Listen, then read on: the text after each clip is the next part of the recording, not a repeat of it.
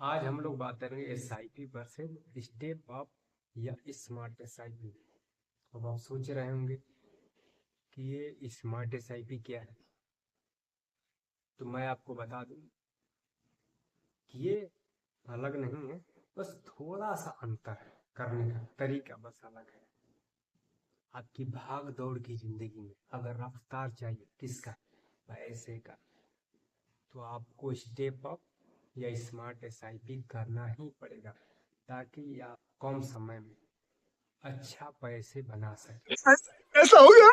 SIP में 10% हर साल increment कर रहे हैं, जैसे आपका सैलरी का होता है, तो आप 20 साल में बहुत बड़ा एक अमाउंट बना लेंगे अपने। इसी को बोलते हैं स्मार्ट एसआईपी। इसीलिए कहा गया है कि पैसे को अगर आप आज बचाओगे, पैसा आपको कल बचाएगा। तो अननेसेसरी को खर्चों को कम करिए और निवेश में आप ज्यादा से ज्यादा निवेश करिए। बात आता ये है कि स्मार्ट एसआईपी क्या है। क्या स्मार्ट एसआईपी क्या है? तो देखिए, मैं आपको ये बता देता हूँ, ये कुछ अलग नहीं है, बस तरीका अलग है करने का। आप बोलेंगे हम तो एसआईपी कर ही रहे हैं, तो इसको करने की क्या जरूरत है? देखिए, एसआईपी आप कर रहे थे 20 साल तक, आप मान ली कि 5,000 अमाउंट से आप किसी भी फंड को लिए, तब 20 साल तक भी 5,000 ही उसमें आप पर मंथ देते रहे।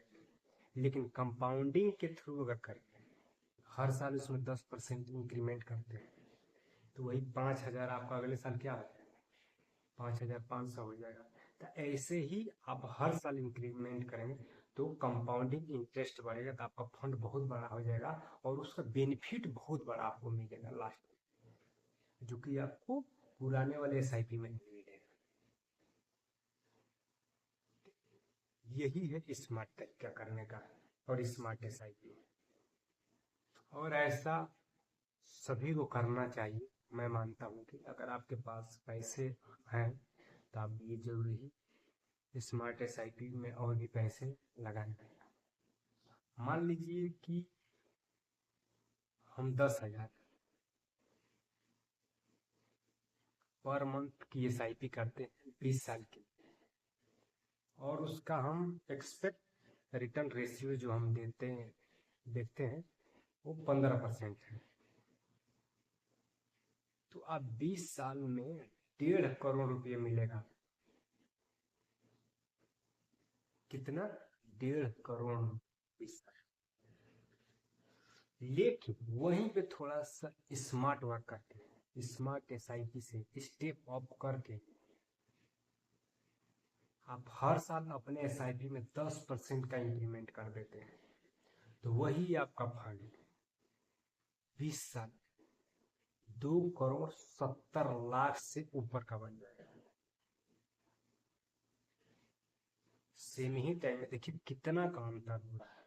तो यही है स्मार्ट एसआईपी।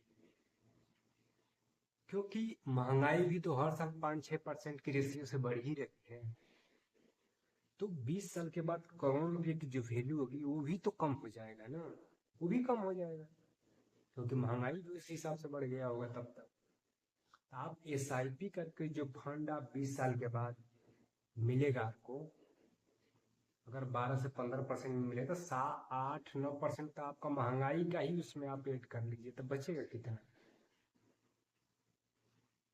5-6% बचेगा। तो इससे क्या, इसलिए उसमें थोड़ा सूझबूझ से आप अपने फंड को और भी बड़ा बना सकते हैं।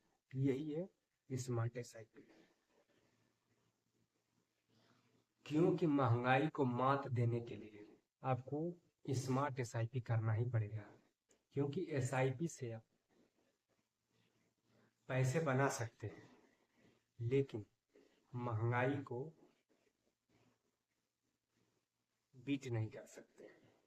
अगर आपको लगता है कि स्टेप अप किया, अब कुछ आपके पास प्रॉब्लम भी आ जाता है, तो आपको घबराने की जरूरत नहीं। आप पुराने वाले एसआईपी पे आप काम कर सकते हैं, 10,000 का जो अमाउंट आप पहले जमा कर रहे थे उस पर आप काम करें। या ज़्यादा ही दिक्कत हो रहा है तो आप उस पॉज कर दीजिए, रोक दीजिए। उसके बाद से जैसे ही आपका फंड आ जाएगा तो फिर इसको कंटिन्यू कर दीजिए। बट मैं आपसे यही रिक्वेस्ट करूँगा कि आप उसको कंटिन्यू करिए। म्यूचुअल फंड में एक नियम है, 7-5-3-1, एक फार्मूला है। ये कैसे काम करता है? 7 पहला आता है 7। आपको मार्केट में कम से कम 7 साल देना ही पड़ेगा अच्छा पैसा बनाने के लिए, क्योंकि मार्केट इसके बीच में अप डाउन होता रहता है। लेकिन पुराने डाटा के अकॉर्डिंग अगर देखा जाए तो लंबे अवधि में, खासकर 7 साल या उससे ज़्यादा के समय में बाजार में अच्छा रिटर्न मिलने की संभावना रहता है। दूसरा है 5। सारे जो पैसे हैं उसको एक फंड के बजाय आप 5 फंड में डालिए। जिससे क्या होगा, क्योंकि अगर आपका एक फंड डाउन भी हो जाएगा तो 4 फंड है तो आपके पोर्टफोलियो में क्या करेंगे, वो मेंटेन करेंगे। अगर आप एक ही में लगा देंगे तो फिर क्या होगा, अगर वो डाउन हो जाएगा तो फिर आपके लिए प्रॉब्लम हो जाएगा। तो इसलिए ये रूल बताता है कि 5 फंडों में निवेश करिए, अलग अलग जगहों पे। Large cap, mid cap, small cap, flexi cap या मल्टी कैप में भी आप निवेश कर सकते हैं। ये अलग अलग आप निवेश करेंगे तो जोखिम कम बना रहेगा आपके लिए। तीसरा है, इसमें निवेश करते समय 3 तरह के भावनात्मक पूर्वाग्रहों से बचना चाहिए। वो क्या क्या है?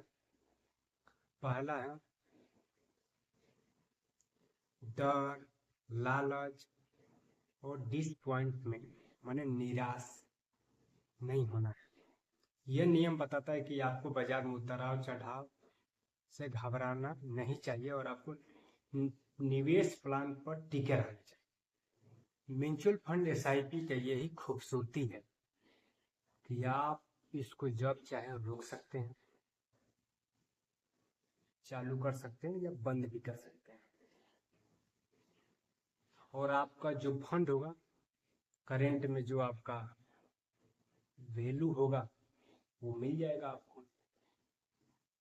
लेकिन दूसरे जगह आप LIC की बात कर लेते हैं तो वहां पे आपको अगर ऐसा करते हैं बीच में तो आपको भारी नुकसान उठाना पड़ेगा, वहां भारी नुकसान हो जाएगा आप। लेकिन स्टेप ऑफ SIP या SIP में आपको इस प्रकार का कोई प्रॉब्लम नहीं होगा और ना ही आपको कोई दिक्कत। म्यूचुअल फंड में पैसा बनाना है तो आपको लंबे समय तक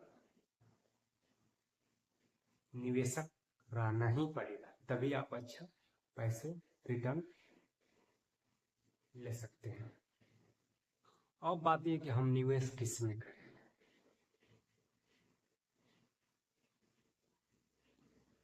देखिए, ये आपके ऊपर निर्भर करता है कि आप कितना रिस्क उठाना चाहते हैं।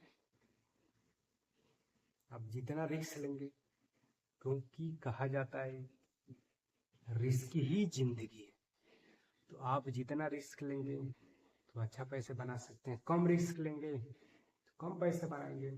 तो मैं कहता हूं कि अगर आप मार्केट में ज्यादा रिस्क नहीं लेना चाहते हैं तो आपको रिटर्न भी कम ही मिलेगा।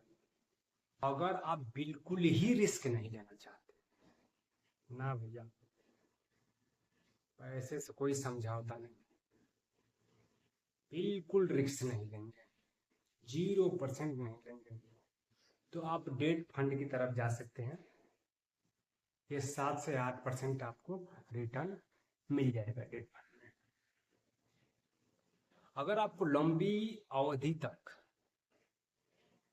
खिलाड़ी बनना है तो लार्ज कैप, मिड कैप में निवेश करना चाहिए, जहां आपको 12 से 15 या उससे अधिक ही रिटर्न मिलने के चांसेस ज्यादा रहते हैं और मिलता भी है।